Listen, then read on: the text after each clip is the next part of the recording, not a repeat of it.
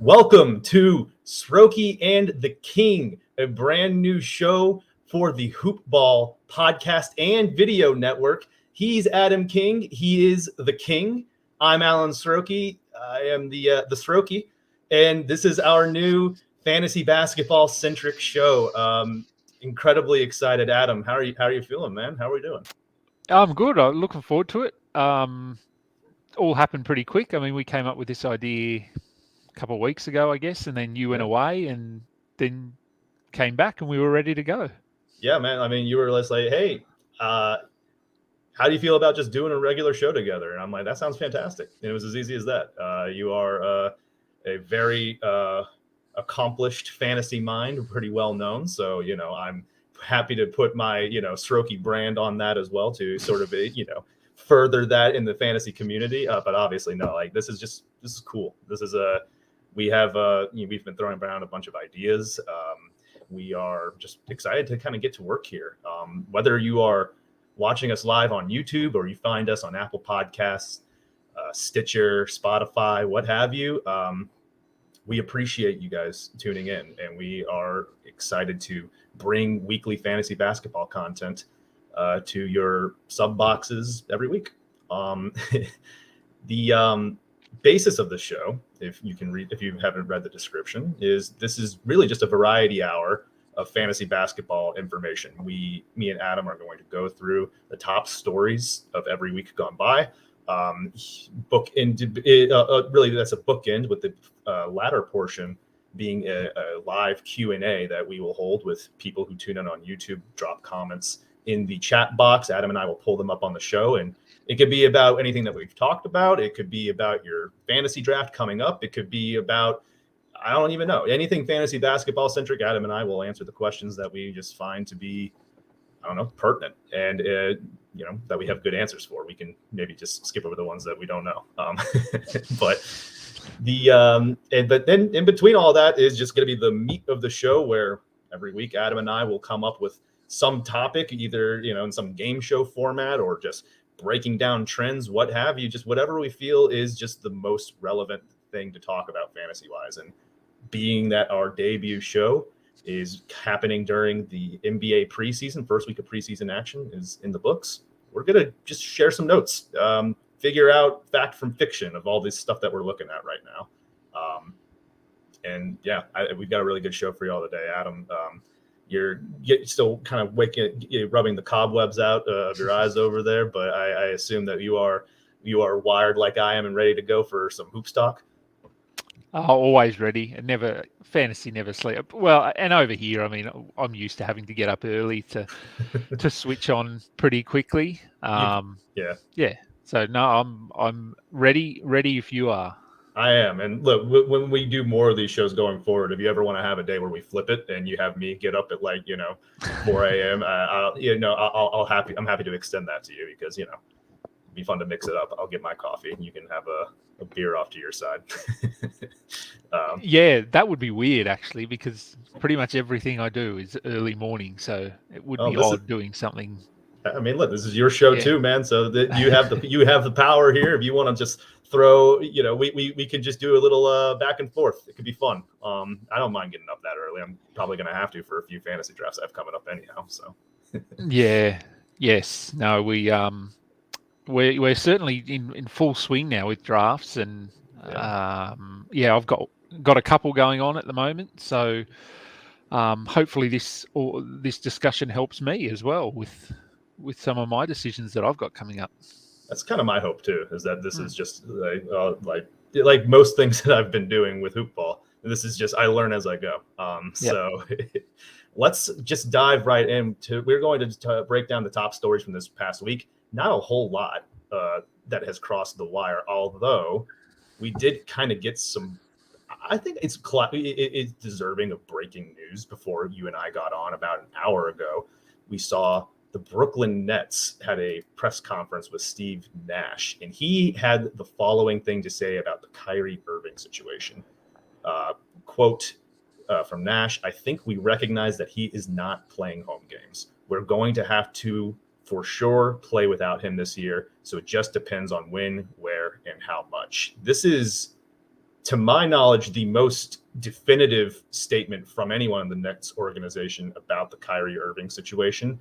We know that he has been sort of hesitant and or resistant to the idea of getting vaccinated. For those of you who may not have heard, the Brooklyn Nets require vaccination, a proof of vaccination for anyone who goes to large indoor events, and that includes staff, fans, and players, particularly players who play at home. So Irving, it appears, has communicated to the Nets that this is just kind of how things are going to be. And we've been theorizing a lot in just fantasy basketball circles about how you approach Kyrie Irving if he doesn't get this vaccine.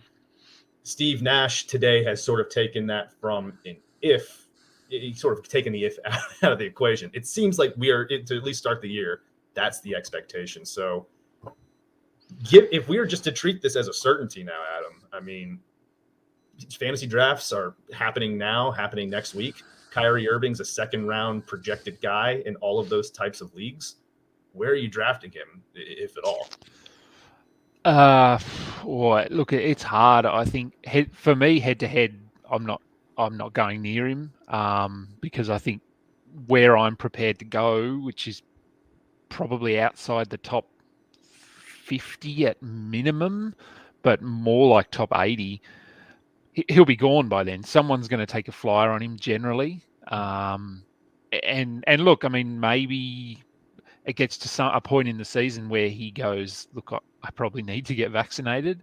And to me, the more sort of, well, I don't know if it's confusing is the right word, but the fact that the Nets are just happy to let him roll like this, like, I know it's his choice and everyone is entitled to their own choice when it comes to vaccination, but regular season, okay. I mean, they can probably still get through just based on who else they have on the floor.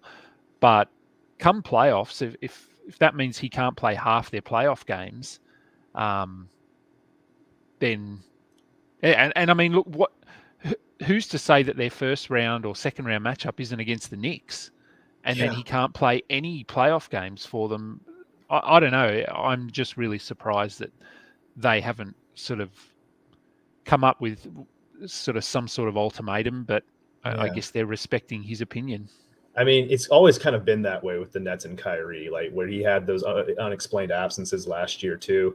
A lot of it was, publicly facing, when discussing him in the media, it was always from a perspective of understanding and saying, look, Kyrie knows how important he is to us and what we do here, and we have faith in him. And that's been the lines from Durant, Harden, everyone in the organization through this point too. But I'm in the same boat with you. Like when you get right down to it, and this is a championship contender. This is a guy that's critically important to them contending for that championship. And there's just no real way that you can contend for a title and you have one of your stars missing half of these playoff games if they have home court advantage, most of them. And I didn't even consider the Knicks scenario, which is totally in play. I mean, that would probably be disaster case for anyone that's in this situation, which I guess is really just Kyrie, as far as I'm aware, between the two teams. But because of that playoff implication, I just assumed that this was something that's either going to go one of two ways. He gets vaccinated or the team trades him because so I'm curious what materializes on that front now that we are at this stage. But to rope it back to fantasy, like head to head, I just don't think I could do it anywhere in any scenario. It's too. We didn't even touch. I mean, he's going to miss at least half of his games, and this is a guy who's also pretty injury prone and also pretty prone to taking games off. I mean, this is sort of the only scenario I can think of at this point. If you have like a draft today and it's in like a roto league, then maybe you can take Kyrie in like your third or fourth round, since it's like a games capped format and you don't have to necessarily worry about when he's playing. You just want to get him out there for a certain amount of games. I mean, when he's out there, presumably he'll still be the first round guy, but I don't know. This is really shocking that we're still at this point. I'm still not really sure how this proceeds, like functionally heading into the regular season. Yeah. And look, I mean, as you said, in a roto league, maybe you take a risk, but for me, I'm letting someone else do it. I'm just not even going near him or considering him. I guess one thing you need to make sure of though is if you are in a draft, set your queue, because chances are Kyrie is at the top of the list. So if you don't set a queue, you're going to get Kyrie. And we've seen that in a couple of pro drafts and videos that I've watched where someone has forgotten to set a queue and timed out, and they end up with Kyrie, and bad luck. He's going to be first team all auto draft this year for sure. Yep. If anyone that's in your league that's auto drafting is just going to wind up with him because of how high up he is. But yeah, really shocking development. Again, this came in about an hour ago as of us recording this. So perhaps when you're listening, there might be for the team to come out and say something like this, you have with the season like a week away. I gotta feel like there's another shoe to drop on this story. Maybe not.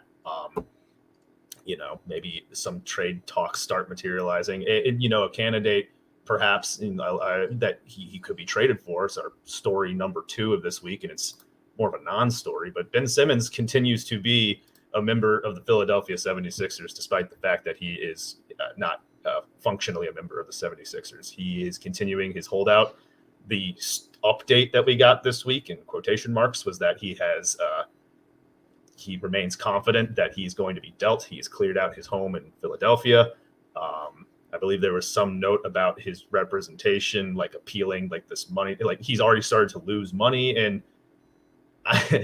another story that I'm kind of surprised we're still at this stage with the season so close. Less surprised than I am about the Kyrie one. But Adam, I'm going to put you on the spot. Is Ben Simmons going to get traded before the season starts? I mean, I guess I'm not putting you on the spot. It seems like a pretty easy answer at this stage. Yeah, look, I mean, you would hope so. Just for fans' sake, but I mean, he's still a good player. Like, I mean, all this talk and obviously out of the playoffs last season, and he sort of went missing for the Sixers. But when all is said and done, he's still a really good player, and we want him on the court. We want to be watching him, and that, I'm saying that as an Australian who, he's probably not a favourite son of ours at the moment, just because of all the stuff with the Olympic team, and he's actually yet to play for Australia, really, in any major competition, and so it's frustrating for us from that perspective that he seems to put everything else in front of playing for his country. And look, I mean, I get it. Like, obviously, if you're in the NBA and you're earning a lot of money, there's going to be moments where you need to rest or you need to recuperate injuries or whatever it might be. But so I hope he gets traded, but there isn't really a lot of traction at the moment. I mean, we hear this team, we hear that team, but nothing substantial, nothing from Woj, nothing from Shams. I think the latest one was the Pacers were looking at sending off Brogdon and Levert and a first-round pick. Not a bad return considering the other stuff we've heard about, to be honest. Yeah, look, I mean, both sides are just being really stubborn here, and they have just cause to do that. It's really a matter, I think, of who's going to break first. Is Simmons? It's hard to see him playing for the Sixers. Like they're sort of saying that maybe he'll come back. I think he's burnt those bridges with players and with coaches, and so I don't see that happening. And if it does, it would be very interesting to watch them on the court. After what we saw with James Harden last year, that press conference where Boogie Cousins basically, called him like a joke and a liar. I mean, I don't think we'd see anything quite as aggressive. Maybe from, I don't know, Embiid doesn't shy away from anything. Maybe, I mean, who knows what that would turn into. And Embiid already came out and sort of said, like, he was pretty quiet on it, and for like knowing Embiid like we do, I mean, we don't know him personally, but he's never shy, and he's quite a vocal person. Yeah. He was pretty restrained and pretty quiet, and then 2 weeks ago, he came out and sort of said that the team had been built around Ben Simmons and they were trying to move on, and so I don't see him playing for them. And so are the Sixers eventually just going to have to take a deal that perhaps they didn't want to initially? That might be the case. I don't know. Well, as much as I love, and we all love this story, we're all not sick of it at all. I'm certainly not taking any, Schadenfreude like pleasure that Kevin Herter ended the process in Philadelphia effectively. But all that aside, what about the fantasy impact of this situation? Ben Simmons presumably is not coming in to start the season. This is kind of a good segue into our preseason conversation that we're going to have here. We've seen we've seen Shake Milton getting some starts at point guard, and we've seen Tyrese Maxey also getting some starts at point guard. Everyone's kind of parsing through these notes from reporters saying like, today Maxey's running with the first unit, or it's more Shake Milton today. From a fantasy perspective, if you were to take your guess, who is going to start in the absence of Simmons, and who would you prefer for fantasy purposes? Oh, I'd prefer Maxey. I think. I think he just offers a little bit more across the board. Agreed, from what we've seen. Shake Milton's he's sort of basically a score first player, and if his shot's not dropping, he's not bringing you anything else. Yeah. Whereas I think Maxey is a little bit more of a traditional kind of point guard, so he will get some assists for you, a little bit of defense. So it's probably Maxey. I mean, we're not clear on their starting rotation yet, but for me, and from what I've seen in drafts and ADPs, it's Maxey who's going ahead of Milton in most situations. He has a lot of hype around him right now, and he's definitely of those two the guy I'd lean to more. I still maintain that the guy I'm most interested in Philly, as their roster currently is constructed, and I know that he's working his way back from, I think it was a hand injury. I missed the note, but Matisse Thybulle, another pride of Australia, he's someone who I think really stands to benefit a lot from Ben Simmons not being around. Just the spacing issues with those two and Embiid on the floor at the same time have always been an issue, but now you take Simmons out of the equation, have more of a shooter like Milton or Maxey in that role. I feel like that's an avenue where just like within like the role of an offense, you can justify having him out there more often. Danny Green, he and those two are splitting that role at small forward.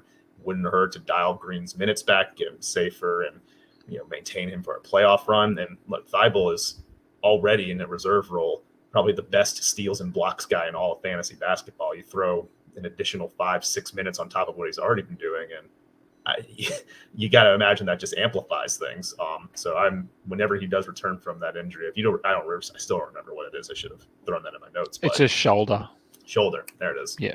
I'm mixing injuries up somewhere, but once he does return, that's the guy that I'm really kind of hoping we see a little more out of, especially if he has a 3-point shot. Then forget about it. Then he's really going to be able to stay on that floor for really long stretches. Look, I'd love to see him out there. And again, with my Aussie hat on, he sort of quickly turned into a bit of a favourite for us. Look, I mean, he demonstrated a bit of an offensive game in the Olympics. It's very different, obviously, under FIBA rules as opposed to NBA rules. Yeah. But look, I think the potential is there for him to have a bigger offensive role. He's never going to be a primary scorer or anything like that, but he can hit a three. And I mean, he's actually, what surprised me watching him when he did have a little bit more freedom is his ability. His speed to get off the ground. So, which, I mean, we see that with his defense because he blocks a lot of shots. So obviously, shooters aren't reading just how quickly he is able to get up into the air, and he blocks a lot of perimeter shots. And if he can translate that into offense, he's got hops, so he's able to get inside the paint a little bit and elevate quickly. And I think if he can just work on those little things and get to 20, I mean, what did he have, 18 minutes last year or something? So if he can get to 24, 25 minutes, then he has to be drafted. Yeah. A favorite last round flyer, or at least he was before the injury for me. Fascinated to see what happens once he gets back. Hopefully, this is our first show that we've done. So we have now gone on the record on both the Kyrie Irving and the Ben Simmons situation. So hopefully this is the first and last time that we have to go into these stories, unless those two are traded for each other. Then we will, which, you know, maybe that'll resolve both issues pretty quickly. And then we'll revisit that. But that's it. If you have now gotten Srochi and the King on those two very discussed stories. So let's just go to far more interesting stuff. Let's talk preseason hoops, which that's a fun statement. I'm sure that sentence has been uttered a few times. But I mean, this is fascinating, especially for fantasy basketball enthusiasts. We are seeing brand new rotations coming into play here, new players and new situations, new coaches testing different stuff out. So Adam and I are going to separate fact from fiction from what we've seen so far and what actually matters heading into the NBA season. And if you'd like to participate again in this conversation or just talk fantasy hoops with us at the end, let us know in the comments. Ask us some questions about preseason or I don't know, whatever. Let's just go with our first story, probably the headliner of preseason. We have this happen every year. There's always one guy who just takes preseason by storm and just blows expectations up. And I think y'all know who we're talking about here. Jordan Poole of the Golden State Warriors. A lot of buzz. Very, very buzzy name right now. And look, someone I was actually very intrigued by heading into the year just based off of what I saw in the reserve role for him last year. It appears that he has already had a large role coming into this year, and he's probably cemented that. Take a look at the numbers from the preseason here. This is only a 3-game sample size, but 25 points, about 5 threes. The boards and assists are rather consistent with what he did in a decent amount of playing time last year. So not that impressive, though somewhat helpful in the assist column. It's just like a trickle of those. Incredibly efficient stuff. This is not what you should expect from Jordan Poole. He's not about to become the next Klay Thompson, but I mean, he's looking pretty good. Adam, how are we going to decipher this one? Is this a reason? What are our reasonable expectations for Poole be this year? Yeah, look, I think even before we saw any preseason games, he was a bit of a buzzy guy, and so he was being drafted last pick, second last pick in a lot of drafts. That's sort of escalated pretty quickly. He's sort of going inside the top 100 now in a lot of places, and I think that's probably it's taking away a lot of his value. Probably not all of his value. I mean, I could see him. I mean, if everything continues and stays as it is, I don't know. I think best case scenario would be top 60 maybe, but there's no way I want to be taking him there. Probably where I'd sort of be comfortable is around 100. But the way things are trending, you're probably going to have to go a little bit earlier, maybe. And I was actually looking up stats, and I was trying to think of a situation that this reminded me of. And to some degree, it's not exactly the same because he has last year, sort of the back end of last year, he was really good, and we have seen a little bit more. But it almost reminds me of CJ McCollum a few years ago when he took that step from his second to his third year. And I only remember that because I had him in my team and I drafted him really late based on what we thought he might do. And I think he ended up a top 40 player or something that season, top 50 player in his third season. So this sort of reminds me of that a little bit. But then you do have to just remember that Klay will come back at some point. And it's not like Klay isn't established in the lineup, in the rotation. So once he's healthy, he's back there, he's starting. But, I mean, do they run a 3-guard lineup sometimes? Potentially. Yeah. And I think what was interesting, just watching a bit of yesterday's game was, and again, it's preseason, but Steph was actually defaulting to Poole a little bit. So he was more than happy to give him the ball rather than take the shot himself. So I think that just shows the confidence that Curry has. And I mean, it's his team. So if Curry is sort of preaching for Poole and happy to give him the ball, then I think we can be fairly certain that he's going to have a huge role, at least for the first couple of months. I agree. I really like that CJ McCollum comparison too, because unlike some of these other preseason guys we've seen over the last couple of years, think Taylor Horton Tucker last year or Nickeil Alexander Walker the year before, Jordan Poole actually has a role for this team from the onset. Those two guys were sort of just exciting young pieces buried in the rotation, but Poole, Clay or not, he is going to play either in that starting lineup or when Clay returns as a six man, most likely. I do like it. It is interesting too how where he differs from Clay is that he is a self creator. He can attack off the dribble. He can, he can make plays for others. He's capable of that catch and shoot three or even knocking one off the dribble, and that is an element of the Golden State attack that they didn't have last year. They haven't really. I'm not by no means calling this guy Kevin Durant, but really that was the last guy they had who could get shots off without the assistance of Draymond or Curry, or I guess Curry's gravity. I don't know. I've always really appreciated Poole for that skill set. And I just don't see I just, as far as fantasy is concerned, though, I do fear that he's played his way out of any real draftability range. I think that, I could take him with that first pick post the 100 picks, but I feel like there's just other guys that are going to be more, that have higher upside than he does there, because you're right that his role is going to get shifted around once Clay returns, no matter how much he plays.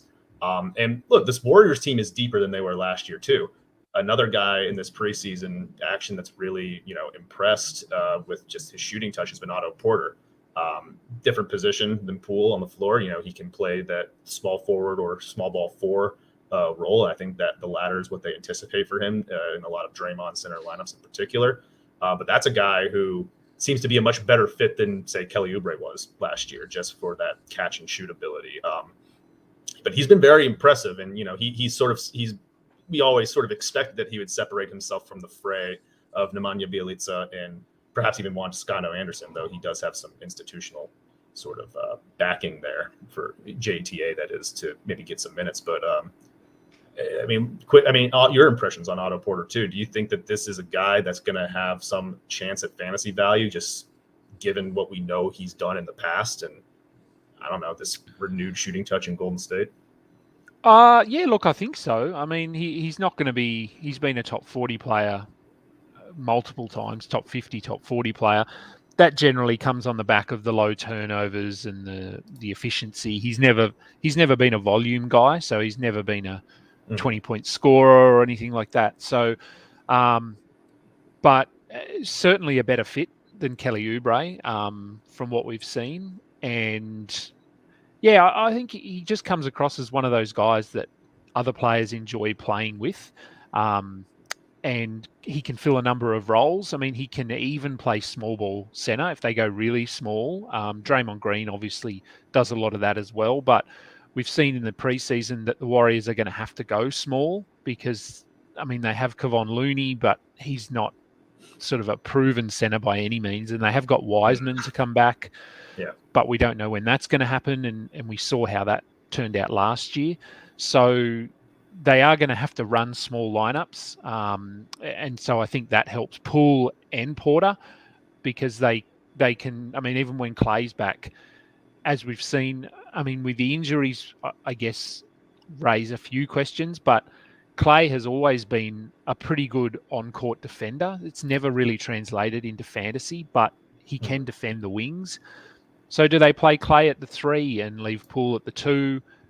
You've got Wiggins there as well, who could play a bit of the 4, and then Draymond at the 5 or Otto Porter at the 5. So I think they've got a lot of options.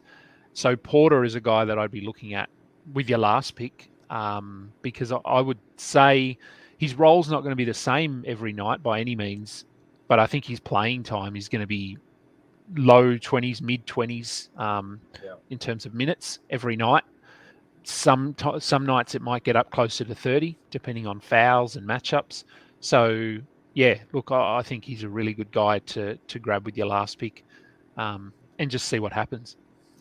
Let's talk about another one of these breakout candidates before we start diving into more team-specific stuff. This is Poole is actually close to this designation of leading the preseason in points per game, but there's actually a different guy who just edged him out, I think, by actually just one overall point here. And that is a guy who everyone's sort of been in on at one point or another, especially after his bubble run. But Tyler Hero, Miami Heat, is having just an incredible preseason so far. 26 points, 24 points, and 26 again in his first 3 preseason games. Glowing comments from Eric Spoelstra about how he's taking these just large leaps into his 3rd season. A guy who had a lot of hype last year in fantasy drafts and more so in real life basketball too, just NBA fandom in general. Hero kind of had a somewhat expected sophomore slump, especially with the quick turnaround from the NBA bubble.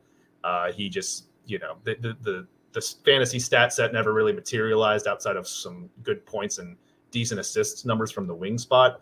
But look, I mean, that is an appealing stat set for wings. Like Hero does do more than I think Poole does in terms of categorical variety. Not much of a steals or blocks guy, but with enough points, threes, rebounds, and assists on good efficiency, you're talking about a guy who has the ability to become a meaningful category leagues player at some point. My question is that point going to be this season? He's going to be coming off that bench competing with Victor Oladipo, Max Strus a little bit even for some touches in that backcourt. But there is a role for him theoretically as that 6-man scoring punch. So, I mean, what do you make of this preseason from him? Is he about to make a leap? I don't know if a leap is the right word. I think he's just going to get to where we thought he might get last season. Yeah, I mean, he's been an interesting one because he was really hyped last season. People were taking him in the 70s, 80s, which was way too high. Yeah. This year, it went the other way. And to open up, he was not even being drafted. I was in a few leagues where he wasn't taken at all. Now it's sort of balanced out a little bit. He's probably going in about the 120s now, and I think that's about right.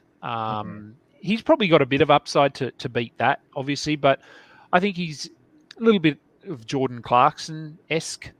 So coming off the bench, he'll get you 18 points a game, which is valuable.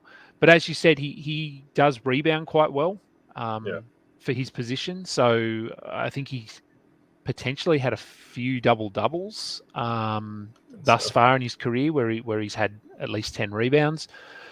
Preseason, I mean, it's hard to know. I mean, the Heat haven't been running their full rotation. Yesterday, Lowry didn't play. Butler didn't play.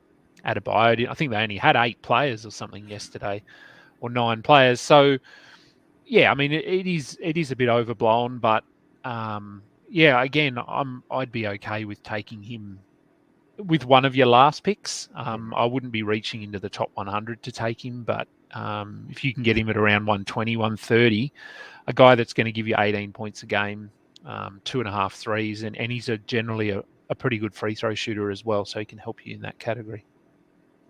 Yeah, no, and that's another category I neglected to mention that definitely is one of her stronger suits that he can grow into, as he continues to develop as a pro. And yeah, I agree. He and Poole are neither of those guys are worth reaching to the top 100 for in a category league. Depending on your points league setting, Poole might actually be a guy he could contend for that top 100 type of valuation this year. But that is, again, pretty dependent on setting. But yeah, that's I think that's enough time on potential breakout candidates. Let's dig into some real nitty-gritty stuff here. A lot of interesting rotation questions about several different teams, and perhaps from the ones that I receive, I might get more about this team than anyone else, and that is the new look Boston Celtics. We have really, you have new coach Ime Udoka at the helm now. He's brought back Al Horford and Josh Smith, 2 guys that he coached in Philly and is quite high on.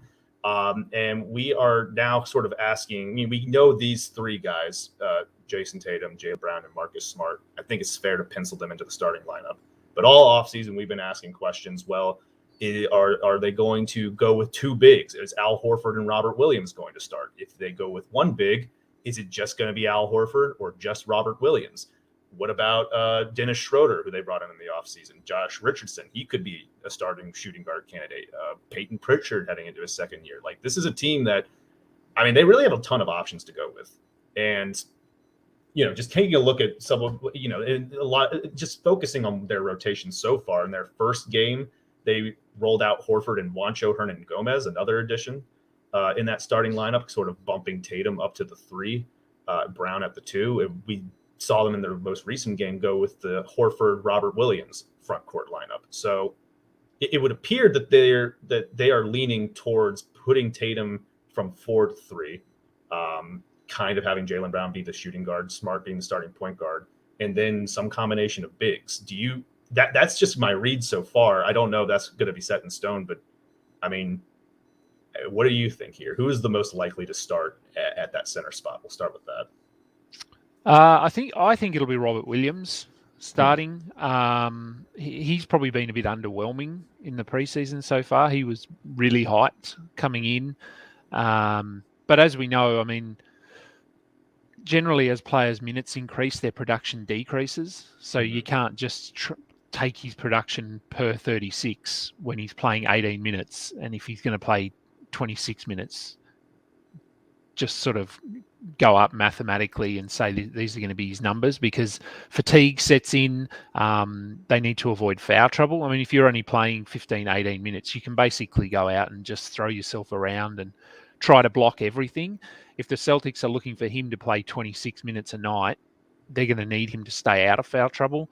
So he's probably a guy that's been a little bit overhyped. He'll still be really good, but I think he starts, and probably next to Al Horford from what we've seen, which I personally didn't think was a great idea, but we'll see. And look, I mean, it could also be matchup dependent as well, depending on who they're playing.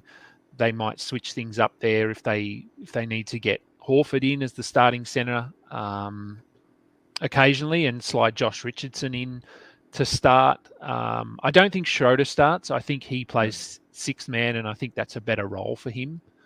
But yeah, for me, I think at the moment it's these three on screen with Horford and Williams. Do you is that what you think, or you got a different idea? I think that I feel confident no matter what the configuration ends up being that Al Horford will be in that starting lineup in some capacity. I think that he is the closest to a lock after these three, just because of, first of all, these three have played with Horford in the past. There's a familiarity there, and they enjoyed having him as a teammate. There's a lot of stuff coming out in camp about how they already view him as a team captain in this, new configuration of the Celtics. I think that his ability to play make from really just from that forward / center spot is really valuable. Particularly with Smart, not being a natural distributor by trade. I just think that he, no matter whether he starts at the 4 alongside Williams or at the 5 alone, he's going to be in that lineup for most situations, which I think is just a positive for his fantasy value in general, which has been trending up recently. I mean, he's gone from the 150s range on Yahoo's draft board to now right at 100. Which is I still think that you get value if you take him there. I think that he's inside that top 100 in a 9-category league this season if he's out there playing, his usual allotment of minutes. But I agree with you that it's probably just going to keep fluctuating based off of matchups. Like, you'll probably see Williams starting alongside Horford against bigger opponents. And then I do think that he would be the guy who goes to the bench when they want to, I don't know, unless he really impresses and just, to a degree where you can't justify taking him out of that starting unit. I think that he's going to move between starting and coming off that bench behind Horford. And then probably Josh Richardson would be one of those guys to join the starting lineup in those smaller units. Ironically, he's come off the bench in all their games in the preseason so far. But they haven't really started out a unit, a small ball unit. Like I mentioned, Juancho Hernan-Gomez drew that start. It seems like he might have a bigger role than maybe we anticipated when he arrived there. But yeah, I think that if you want to just look at it as a minute split situation between Horford and Williams, I anticipate that Horford's going to have the larger minute share at the end of the day. But I mean, like you said, Williams was a top 100 player in 18 minutes last year. He doesn't need to play 25, 26 to get there. Frankly, and like you also made the good point of that, stats aren't just, you can't just apply per 36s and just assume that jump. I mean, he might be better suited for a lesser minute role, less impact. So I think that those two are both going to be top 100 guys in some capacity, but I think I'm a little higher on Horford just from like a draft value perspective than I would be on Williams, where you have to draft him right now, which is like 55, 56. Yeah. Like that's going to be tough to, if he can potentially get you more fantasy value from that spot, but I think the path for Horford to be a value pick is much simpler. And I think with Williams as well, I mean, we'll move on to the next group, but just quickly, I think Williams is quite specialized in the value that he offers. So his overall value is tied to sort of two categories, really. Two or three, I suppose. Rebounds, blocks, and field goal percentage. Right. And I mean, even with the field goal percentage, if he's only shooting 4 times a night, it's not going to sort of significantly help you. If he's hitting 3 or 4 every night, I mean, 75%, but it's not high volume. Whereas Horford, I think we know what he can do. He can do a little bit on the defensive end. He's a good passer, solid rebounder. He can hit threes. So I think just in terms of overall appeal, Horford is a lot more suited, especially to roto leagues, because he'll do a bit of everything there. Whereas Williams' value in head-to-head is, I need blocks early. I'm going to take Williams, really. So he can win. He's more equipped to win you a weekly matchup than Horford for sure. Yeah. He just got that boom and bust type of thing. Let's move on to another team that's got a lot of interesting preseason buzz to them. I can't even really call them a new look Grizzlies, because I mean Steven Adams is really the less familiar face of this bunch. But these 3 guys on the screen right now, Steven Adams, DeAnthony Melton, and Desmond Bane, have drawn a lot of praise for their play in the preseason, particularly Bane, who has, I think, if I were to guess, I think he has cemented a starting job heading into the season for Memphis.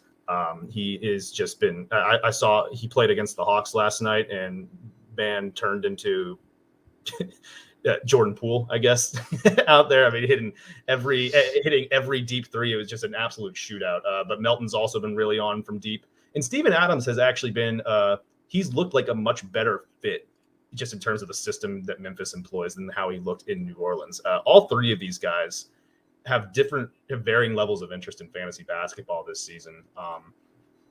I'll start and say that even if Desmond Bane starts, and I think that if I were to guess, they're going to roll out a starting lineup of Ja Morant, Desmond Bane, Dylan Brooks once he's healthy, Jaren Jackson, and Steven Adams. But from what I've seen, and Dylan Brooks hasn't played at all this preseason because of that injury, and we've seen DeAnthony Melton sort of filling in that starting lineup.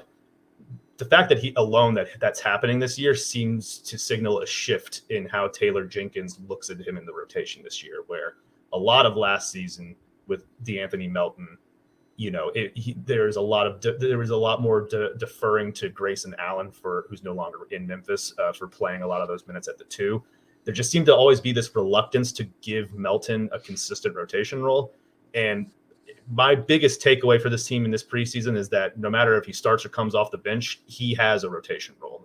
And it's going to be one that I think will get him close to 18 or 20 minutes a night, just for his positional versatility, his defensive acumen, and this newfound, I mean, not newfound, but his 3-point shots just looked particularly, wet in the preseason. I mean, it's splashing from all over the place. So he might play the fewest minutes of these 3 that we have on screen right now. But if I were to just take a stab at it, I think that he might have the most fantasy value. How do you feel about, let's start with just Melton versus Bane, or those 2 together. What do you feel that we should expect from them this season? Yeah, I think it probably looks as though Bane is going to start, I think. And Melton is a good 6th man because he can come on and do a few different things. Whereas Bane, you sort of got him out there for his scoring primarily. Defense, I think he'll be okay on the defensive end, but Melton just is a bit of a sort of a Mr. Fix-It off the bench. But yeah, I mean, you're right. It does appear that he's in the good books now with Taylor Jenkins. And last season we saw these games where he would play 30 minutes and put up all these incredible numbers, and then he'd be out of the rotation for the next game. So I think all we can hope for is that he has a consistent role, and if that's off the bench, that's fine. Yeah. In 25 minutes, I mean, he can be a top 100 player reasonably comfortably in 25 minutes, where I think Bain needs more playing time to put up similar value. But I think he might actually get it. I think Bain could be up near 30 minutes a night this season, and that's probably enough to maybe be a top 100 player, but top 120 for sure. And Adams was really surprising. I mean, I think he was basically not being drafted when we opened drafts sort of a few weeks ago. I saw in a few leagues where he wasn't being taken at all. But I think it was pretty clear the other night that they want to use him as a facilitator at the high post a little bit more, and that is something that he has flashed before. And his free throw shooting has been good. At very small sample size, but he has made a couple of little tweaks to his style. I mean, that makes a big difference with his value, because normally he's down at like 40 or 50% from the free throw line. So if he can get up to 70 somehow, then I think that makes a difference as well. But they're all three of them, I think, are very, very draftable players based on what we know right now. I'm going to put you on the spot real quick. If you had to choose who's going to have a better fantasy season, let's call it in 9-cat this year, Steven Adams or your guy, Brandon Clark? I'd probably have to go Steven Adams. Only because I think he has a clearer path to minutes. If he's playing well, he's got that starting center spot locked up. And I think, I mean, if they were to get some injuries and fall out of playoff contention for whatever reason, then maybe they would sort of shift over to Brandon Clark a little bit. But I'd love to say Brandon Clark, but he burnt me last season. He did. Until he's getting some consistent minutes, I'd have to go with Adams, I think. The depth of this Grizzlies team is just ridiculous. There's at all spots, they have all these just really interesting guys. We didn't even talk about Xavier Tillman, who flashed a lot as a second-round pick last year. And, I mean, doesn't seem like there's going to be any consistent rotation role for him. We didn't even talk about Kyle Anderson, who was a top 100 guy all of last year. And, I mean, with the play of Bain and Melton, perhaps he's definitely going to play a lot. He might not start. I don't know. This is a very fascinating team that the preseason has not answered a lot of questions for us, but I do think it has solidified the fact that these three appear to have a pretty strong role in this rotation for the Grizzlies coming up here. Yeah. Just a few more notes before we get to our Q&A section. And reminder, if you've got any fantasy questions, go ahead and drop those in the chat. New look Bulls. Just real quick, what's your impression for the fit of these four? I mean, we all anticipate that this is going to be an offensive juggernaut. Preseason has seemed to have confirmed a little bit of that for us so far. These guys just have looked pretty seamless right off the bat. I don't know. How are you feeling about the new look Bulls? So far, so good. I think if you're a Bulls fan, you've got to be really happy with what you've seen. And in terms of value, obviously playing with each other could hurt their value slightly, just because they're amongst a talented bunch of guys. And but I mean, you could easily have 4 top 60 players there. I think DeRozan is the sort of the iffy one, but I think Lonzo has looked really good, and he's probably about as motivated as he has ever been to play. I mean, he was good last year for the Pels, but I still felt as though he didn't really want to be there. Or I think since Zion sort of came in, that it was his team, whereas Lonzo sort of wanted more responsibility. So I think he's probably playing with a pretty big chip on his shoulder and a lot to prove. We know what Levine can do. We know what Vucevic can do. DeRozan's very consistent, very solid. And then I think even some of their other guys have looked good. Some of their role players, Alex Caruso, has looked really good so far. So no, I'm really excited to watch the preseason again. I think I saw a stat yesterday. They've sort of outscored their opponents by 70 points so far or something. But that might be saying more about the opposition than the Bulls, I think. Maybe a little bit. They want to show off right now, especially the media landscape at large kind of a little more down on them than up with the moves they made. I think that all of them have a chip on their shoulder to kind of prove people wrong, that this is not only moves that were worth making, but ones that should be feared across the league. Like, this is an offense that's going to be incredibly difficult to handle on a night-to-night basis. Yep. So no, I'm really excited to see where they go. I mean, I think playoffs is obviously a very achievable goal. Could they get to top 4? Best case scenario, probably, but we'll need to see how they go over the first month and when they're actually playing real competitive basketball.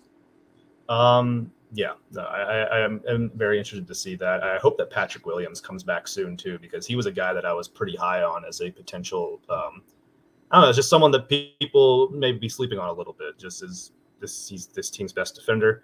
I think that he's better suited to play small ball 4. You can take a look at some of the positional splits on him, and he was a really good catch and shoot corner 3-point shooter. It did a lot more of that. His volume of those types of shots really increased when he was playing at the 4. Every single one of these guys on screen is a good passer. Would have no issue setting him up should he, so I'm really hoping that angle heals up well for him there. Just out of curiosity, if he's out for an extended period of time, is there any 5th guy that kind of either slides into the power forward rotation or maybe slides DeRozan down there that you'd think would register some early on fantasy basketball interest? Not really. Not for me. I think, as I touched on there, I think Caruso is potentially worth a look at the back end of drafts. Mm-hmm. Although he's not obviously he plays a different position, but if we see guys shift up, maybe Caruso comes in next to Lonzo there. I mean, no one obvious. I think they're pretty invested in Patrick Williams from what we hear. Like, they see him as that 5th starter. Yeah. I heard the Bulls commentators sort of refer to him as Kawhi-esque. I'm not sure I'd go that far. Everyone loves doing the whole that's exactly what the announcers called DeAndre Hunter, his first season in Atlanta, baby Kawhi. He is the. I mean, I'm about it. I ain't gonna complain with that, but it seems to be a popular archetype these days. It does, and it's not really fair to the players, to be honest. It puts a lot of pressure. I mean, they're used to pressure, obviously, but I think it'll be Williams as soon as he's ready to go. It'll be Williams who slides back in there. So, maybe Caruso, but for me, I'm not really looking outside of these 4. No excitement for per 36 monster Elijah Johnson. Look, I mean, he I guess he's the one in deeper leagues. We saw what he with the Pacers last year. I think was it the Pacers or the Nets? Who was he with? It was the Nets that he really broke out. Nets. Yeah, double doubles. I mean, he got a few of those, and look, maybe deeper leagues. But I think until we know who's actually going to be the 5th starter with Williams out, then it makes it hard to know who to target, really. Well, those are probably our 3 most interesting teams that we are kind of taking a look at. I think that there is still a lot more to uncover there, but as far as realistic preseason takeaways, I think we really have hit a lot of those with those Celtics, Grizzlies, and Bulls breakdowns. And, be careful with Tyler Hero and Jordan Poole, particularly with a Poole. Don't be one of those guys that's just like, oh yeah, no, I'm going to grab him with the 80th pick. Why not? But let's let's get on to our final section of the show here, audience Q&A.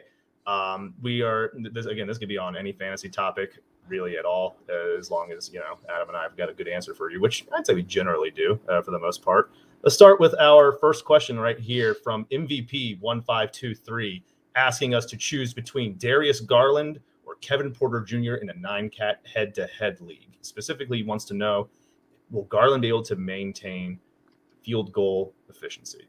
I think I know what my answer is for this type of format. I'm not even going to doubt it that much, but Adam, I'll go to you first. Who you taking here? I'm going with Garland. Yep. In a 9-cat. I think Porter will help you more specifically in certain categories. So if you really just need points and assists, then Kevin Porter. But I think it'll be Garland when you look at all things considered, overall value, that sort of thing. Both players are probably being slightly overdrafted at the moment. Slightly, yeah.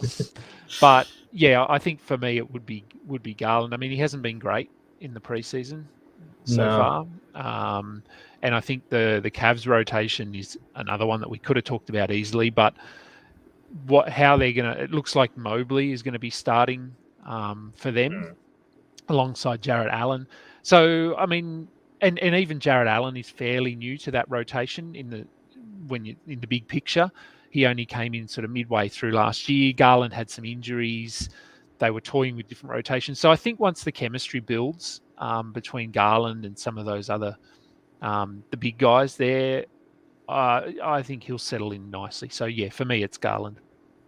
Yeah, and I'd agree for Garland. And just to emphasize, I was just talking about the other side of things with Kevin Porter Jr. You can look at the numbers, like you can isolate the numbers where he started at point guard for Houston last year. And this is specific to 9 categories. In a points league, this is a guy who's going to go all sorts of nuts for you this year, probably, depending on your setup.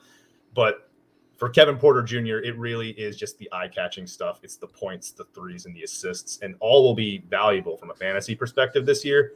But look, he's not a point guard by trade. The turnovers in that stretch of games, I think, would have led the league on a per-game basis. It was like over 4. Both percentages are not reliable. No steals, no blocks. For me, Garland just has more avenues to 9-category league value. And I think that Porter Jr. is going to be good. I think he already is good. But the difficulty curve for those two far more benefits Garland with his roster around him, whereas Kevin Porter Jr. is learning a new position, playing with Jalen Green. Rockets are just, neither team's going to be good, but the Rockets are going to be like really bad. So I definitely lean more towards Garland there. Next question here, and we're just going to bounce around here. If we don't get to your question, it's nothing personal. We're just trying to, just pick out ones that we can answer in a concise way. Let's talk about David Park has an interesting one here. I assume he's referring to DeJounte Murray. He's asking which would we prefer in a 12-team 9-category league, DeJounte Murray or Lonzo Ball. I had you go first last, so I'll take this one first. I think that they're going to be close. I think I would prefer Murray, just because I think that the usage that he's going to command in that spot, we haven't really seen a whole lot of it yet. So I think that there's a little more uncertainty to how high he can go in terms of his points per game and his assists. But I'm just drawn to a guy like him that does a lot of stuff that point guards typically don't do: high field goal percentage and decent rebounding numbers.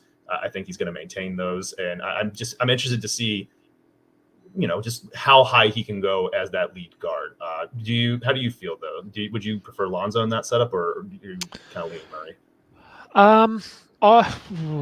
I'm probably similar to you, but I think it depends on your league and what stats you're looking for. They both give you interesting skill sets, so they're not your prototypical point guards. And I guess for me, Murray will go first. In most drafts, Murray's going to go ahead of Lonzo. So, and I think he's sort of going at maybe peak-ish values. Like if Murray's going in the 30s then I think that's about his ceiling. Mm-hmm. Lonzo, you can often get a round or two later, in around the 50 mark, and I think he's got room there to maybe get you 1 or 2 rounds of value. So it's probably Murray, but I actually think Lonzo will be a more valuable player in terms of ADP and where he's being drafted this season. That's true. You can definitely get Lonzo from a better point value perspective. And yeah, I mean, they're both going to be, I'd say, borderline, if not within the top 50. It's really just going to come down to the stat preference between those two. You know, Lonzo more threes and probably higher steals numbers, whereas Murray's probably more boards and higher field goal percentage. Let's get a couple of other interesting guys who have generated a lot of hype from the preseason. We have a question here from Mark Burns.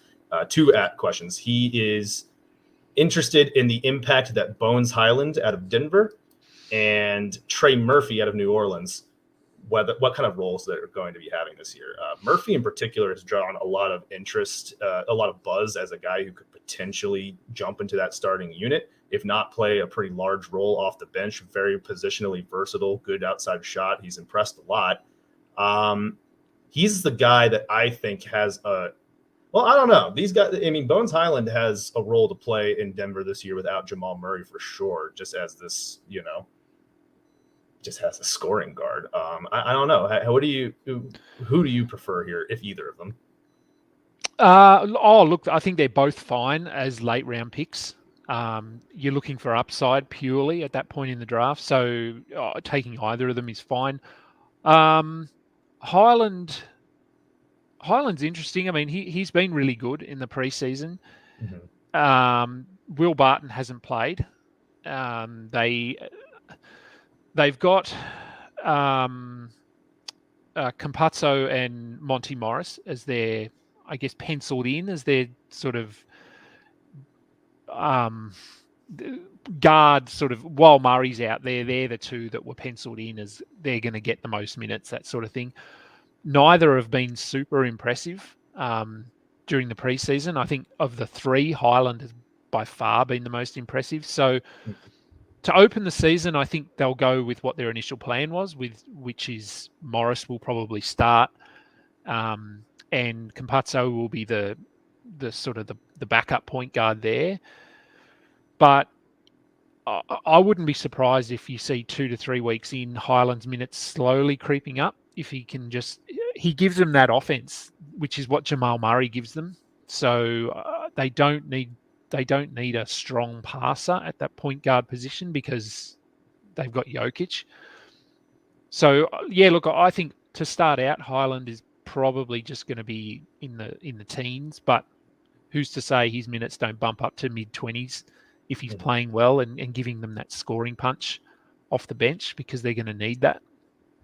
And Trey Murphy, again, well, I mean, the Pelicans have looked really bad so far. We didn't get to touch on them, but I know that we didn't. You're pretty down on what you've seen.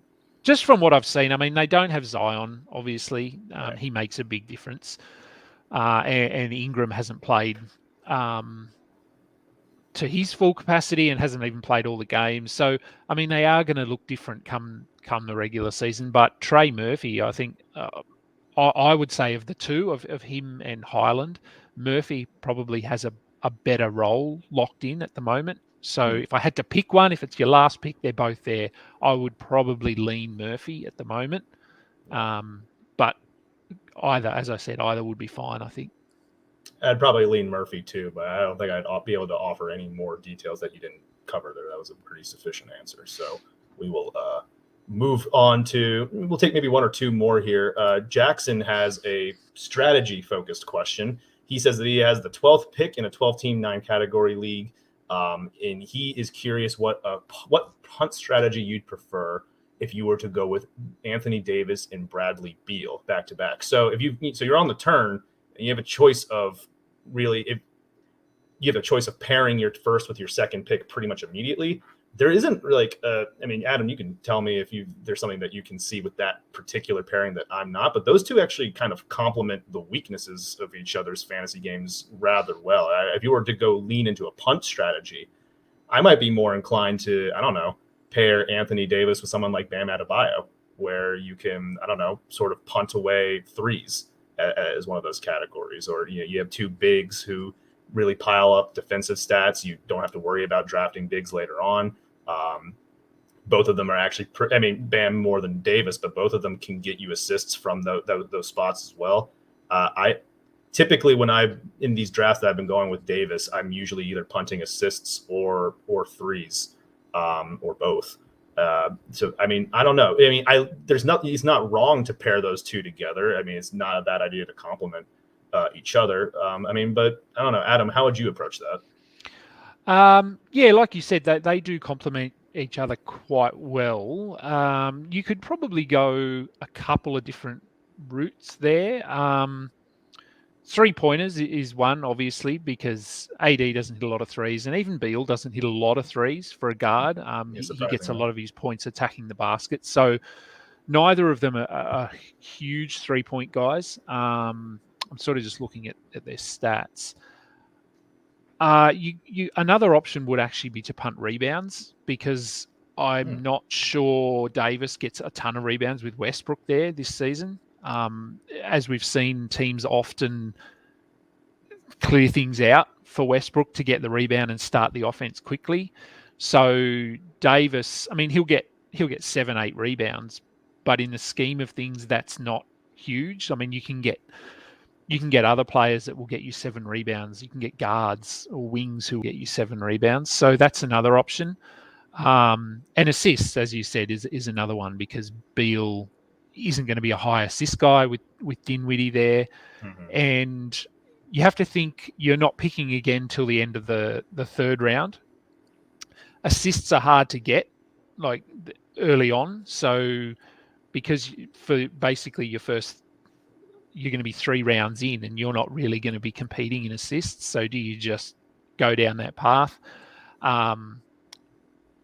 But on the other hand, bigs also tend to go off the board quite quickly. Yeah. So do you punt rebounds and just sort of chase some guards there with you? So I think there's a few options there. Just have a look at who's available. But I think that's a good pairing to start with, other than the fact that they both might only play 65 games. Yeah. Both, I think, and look, I'm been a little higher on Anthony Davis than a lot of people. I feel like as a first round target, I feel like that there's some level of bounce back coming for this guy who's been a consistent top 5 9 category leagues player for a while, though, albeit the Westbrook rebounding thing is perhaps going to come into play there. But I think that that pairing, aside from the complementing well with each other, I do think that there are them at those 2 spots on a per game basis, you're probably getting value, which is pretty tough to do with your first and second pick back to back. So I like that. We're going a little over here, but I think we can get one last question in real quick from Jason. He is curious. He's punting a field goal percent. He's already got a few guys that he's listed here: Tatum, Beal, Middleton, and Fred VanVleet. Did you get Fred VanVleet in the 4th round? Congratulations, Jason, if that's the case. I'd probably not. Probably, I guess, Middleton. This seems like a pretty small league type, I'd imagine. There's 3 top 15 guys there. So yeah, it's kind of, this might be a little more difficult than I had thought, Jason, because I don't really know who on earth is available in your 5th round if you're getting those 4 guys all together. I'd say that you're doing exceedingly well with that unit, and you might, although you're probably punting rebounds and blocks as well at that point. Yeah, all big man stats, really. Yeah, you haven't got anyone that's going to get more than, Tatum might get 7 rebounds, maybe. They're all going to be well under a block a game. Tatum maybe at a block, but yeah, you're probably punting more than just field goals if they're your first 4 players. I'll just throw out, if Julius Randle, for whatever reason's available, maybe that's a guy that you could go to with some center eligibility that, won't help. You could works in that punt, field goal, and block sort of build. But yeah, good stuff there. I think that's again, that's a pretty hefty top 4. Yeah, let's we'll go with Carroll at our last spot then. 12-team 9-cat roto. you're looking to pair with Paul George and Vucevic, who would you do? Who would you pair with those guys? That is another interesting one. Seems like you'd be punting blocks with a setup like that. Probably turnovers to an extent as well. Those would be the first two that come to mind for me. Probably. Yeah, blocks and even field goal percentage. Vooch isn't a high field goal percentage center because he should. And I mean, his threes, he needs to. I hope he improves before the regular season, because all of his threes were short in their last game. They were all about a foot short, clanging off the ring. So yeah, he's not going to be a high percentage center. He's not going to be a 55% guy. So that's another option. Paul George might have a pretty rough year from the floor too, just considering the guys around him. I think. I mean, this is just more evidence that, like, you know, kind of tying into these questions that you and I have already covered here, there are a lot of builds that you can roll with that factors out this difficulty in targeting centers in your mid rounds. Like, a lot of these punt builds are punting away big man stats. So I think that, you know, you've already got you got center eligibility for Vucevic. I'd lean more into a wing heavy build. You know, I think Paul George and Vucevic will get you some decent assists. Probably wouldn't hurt to maybe grab a point guard with that third pick and then pivot to some wings in the middle rounns.